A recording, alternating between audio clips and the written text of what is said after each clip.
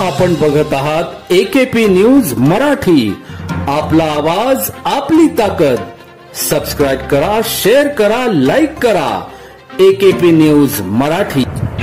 मुंबईच्या धारावी येथील निसर्ग उद्यानाजवळ सोमवार दिनांक 24 मार्च रोजी रात्री 9:15च्या सुमारास एका ट्रकमधील गॅस सिलेंडरमुळे संपूर्ण ट्रकला आग लागून गॅस सिलेंडरचे स्फोट झाले. किमान 35 ते 40 सिलेंडर या ट्रकमध्ये असल्याची प्राथमिक माहिती मिळाली आहे. स्फोटाच्या या मालिकेने संपूर्ण धारावी हादरले असून अग्निशामक दलाने वेळीच घटनास्थळी धाव घेऊन आगीवर नियंत्रण मिळवले आहे. जीवितहानी झालेली नाही.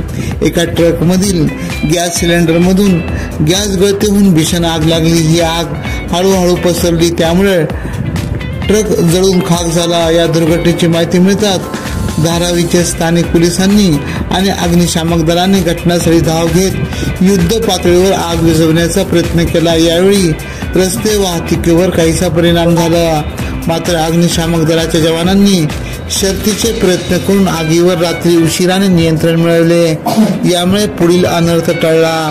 या घटनेबाबत खासदार प्राचार्य वर्षा गायकवाड यांनी प्रशासनाला जबाबदार धरले आहे.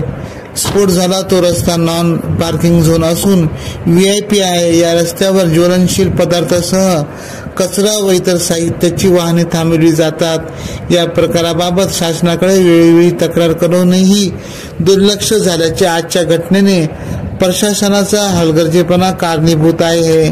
मात्र दुर्घटनेत कोणी जखमी झाले नाही, मात्र ट्रक संपूर्णपणे जळून खाक झाला. ही आग का व कशामुळे लागली याबाबत पोलीस अधिक माहिती घेत आहे. AKP न्यूज साठी ब्युरो चीफ अनवर खान पठाण, नाशिक.